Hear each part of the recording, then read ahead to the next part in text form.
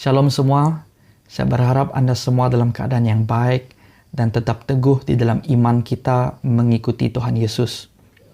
Pada hari ini saya ingin membawa kita untuk merenung dan melihat apakah yang merupakan dasar kepada kesetiaan kita mengikuti Tuhan Yesus pada hari ini.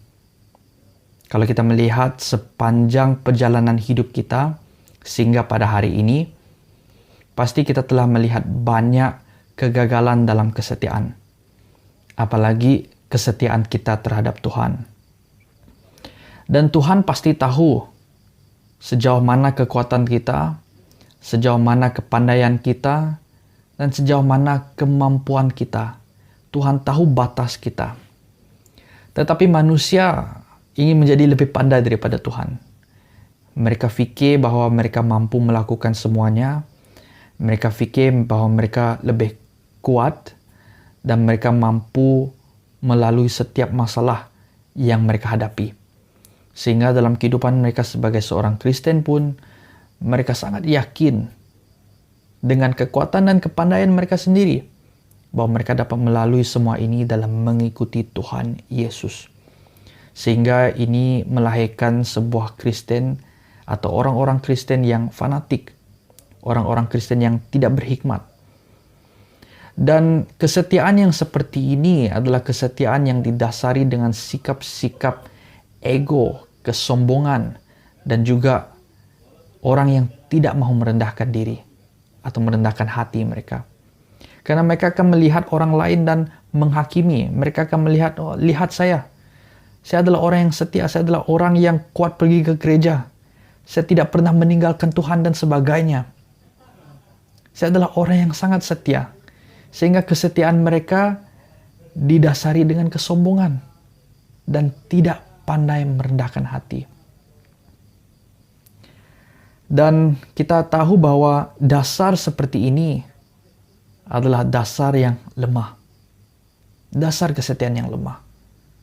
Di mana ketika ditiup dengan angin ribut, pasti dasar seperti ini akan jatuh dan musnah.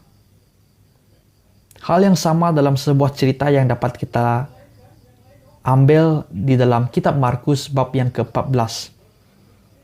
Di mana ada bahagian dalam bab ini menceritakan tentang penyangkalan Petrus terhadap Yesus. Di mana Yesus mendedahkan dan memberitahukan bahwa bagaimana Petrus akan menyangkal dia.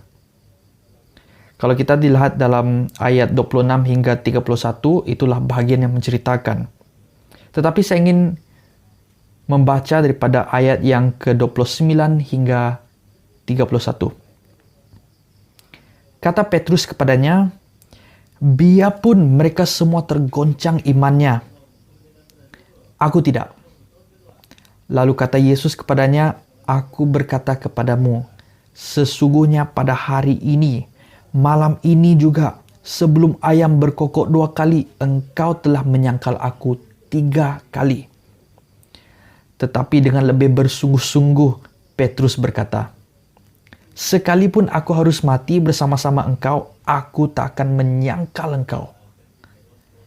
Semua yang lain berkata demikian juga. Kita dapat melihat 2 hal di sini tentang Petrus. Yang pertama adalah dia sombong. Dan yang kedua adalah dia tidak pandai merendahkan hati. Dia fikir dia lebih tahu daripada Tuhan. Apakah dia tidak tahu siapa Tuhan Yesus? Tuhan Yesus yang tahu semua perkara dengan melihat mujizat yang telah Tuhan Yesus lakukan sebelum ini. Dan bukan itu sahaja. Malah dia juga menuduh dan menunjuk rasul-rasul yang lain. Saya tidak akan tergoncang iman saya tidak akan menyangkal engkau Tuhan Yesus. Tetapi mereka ini mungkin. Di sini kita dapat melihat bagaimana dasar kesetiaan ini adalah dasar kesetiaan yang lemah dan dasar kesetiaan yang palsu yang hanya akan membawa kepada kehampaan.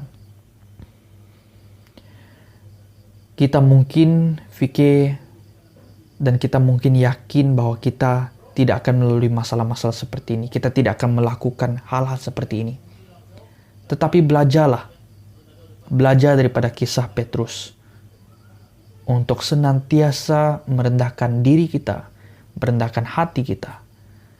Dan tetap bersandar kepada Tuhan kita Yesus Kristus.